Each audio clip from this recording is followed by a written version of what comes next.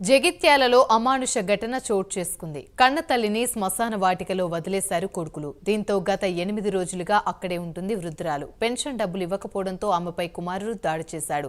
ఘటనలో వృద్ధురాలికి కాలు విరిగిపోయింది. 4 కొడుకులు ఉన్నా ఎవరూ పట్టించుకోవడం లేదని వృద్ధురాలు ఆవేదన వ్యక్తం చేస్తోంది.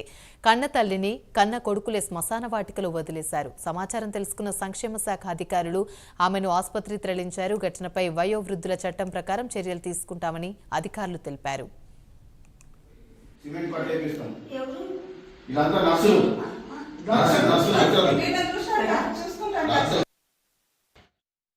కనబట్టే అవ్వ రోడ్డు మీద ఉండకు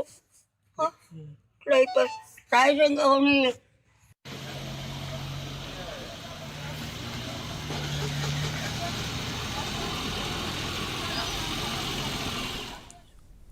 జగిత్యాలలో అమానుష ఘటన చోటు చేసుకుంది. కన్న తల్లిని శ్మశాన వాటికలో వదిలేశారు కొడుకులు. ఇదే అంశానికి సంబంధించి మరిన్ని వివరాలు మా ప్రతినిధి రాజు అందిస్తారు. రాజు,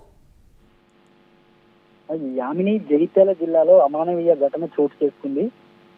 పింఛన్ డబ్బుల కోసం కన్న తల్లిని బ్రతకుండగానే శ్మశాన వాటికలో వదిలేసిన కసాయి కొడుకుల ఉదంతం ఇది.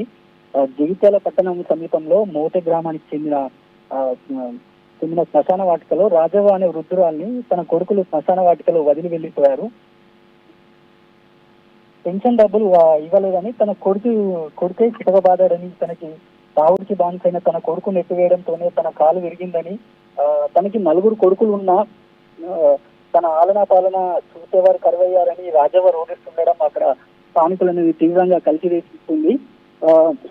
ఈ ఘటన సమాచారం తెలుసుకున్న సంక్షేమ శాఖ అధికారులు వృద్ధురాలు రాజవ్వని ఆసుపత్రికి తరలించి కసాయి కొడుకులపై వయోవృద్ధుల చట్ట ప్రకారం కఠిన చర్యలు తీసుకుంటామని జగిత్యాల జిల్లా అధికారి నరేష్ తెలిపారు.